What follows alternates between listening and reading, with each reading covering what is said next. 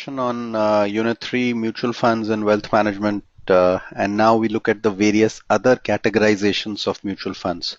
We've already seen categorizations based on underlying investments, and we had seen those categorizations to be in equity, in debt, in both, and in others.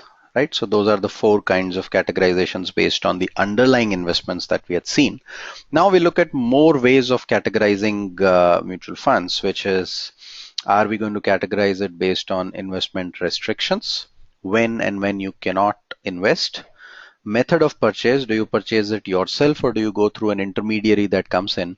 And tax treatment under various options. You could also call it as whether you are getting a cash flow intermittently or not from a mutual fund. That's where the third kind of categorization would come in. Right?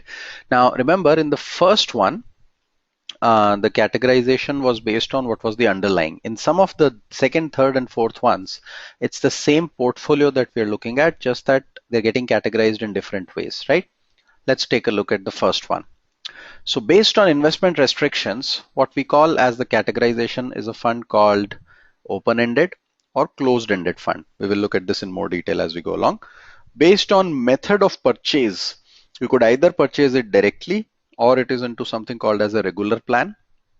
Based on tax treatment, you could have a growth option, a dividend option, and a dividend reinvestment option. Remember that method of purchase and tax treatment basically work on the same underlying portfolio. There's no difference in the portfolio. Here, obviously, we are talking about different funds. Open-ended and closed-ended are two different sets of funds. But in direct and regular plan, you can have the direct and regular plan for the same fund. Growth, dividend, and dividend reinvestment option can also be for the same fund. These are options purely to enable investors try various methods of tax treatment or purchase, right? We'll look at those in more detail as we go along. Let's first start with the fund based on investment restrictions. An open-ended fund is a fund in which an investor can invest at any point of time, invest in and get out at any point of time, right? So no restrictions. No restrictions in terms of when you are investing and when you're getting out. So that's something called as open-ended fund.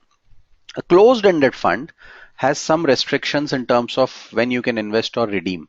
For example, there are some funds which you can only invest during some windows during the year and can redeem only after a certain number of years, like 4 years, 5 years, 3 years kind of a thing. If you try and redeem earlier, there are either they don't allow you, or there are going to be high costs associated with it. So a closed-ended fund is a fund that has restrictions in terms of both investment at any time, any point of time. Most of the closed-ended funds have restrictions on redemptions. What do we mean by redemptions? When we are taking our money out, that's when they will put a restriction that you cannot do this within 1 year, you cannot do this within 2 years or 3 years or 4 years or 5 years. And if you do so, there is going to be an extra charge, right? That charge when you are getting out is something called as exit load, right? So if you get out of a fund and you have to pay a charge for that, that's called an exit load. So effectively that's there. If you get into a fund and there is a charge, there is something called as an entry load. In India, now there is no entry load. Entry load has been abolished. Exit load stays still with certain kind of funds, and that's basically because they would want to discourage people from getting in or getting out at any point of time. So that's your open-ended and closed-ended funds. That's broadly the contour of the kind of funds which are available in terms of your investment based on the restrictions on when you can invest and when you can get out.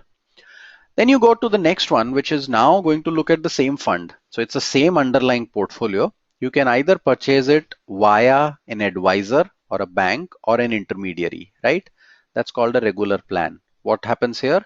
The mutual fund passes on a small commission to this sales agent on your money. So you have this money that you have invested. From your money, some part of the commission will go out to the uh, to the uh, to the sales advisor in between or the intermediary in between, right? If you are aware of how do you want to invest, where do you want to invest from, you could go into the direct plan on the same fund. In this, the investor invests directly on his or her own, going directly to the fund house. Since there is no intermediary, no commissions are deducted. So if you invest 100 rupees in the regular plan, there will probably be a commission of 0.5 and your investment will be 99.5. If you are investing in the direct plan, there is no commission and hence the entire 100 gets invested. Obviously, the NAV, remember we said NAV is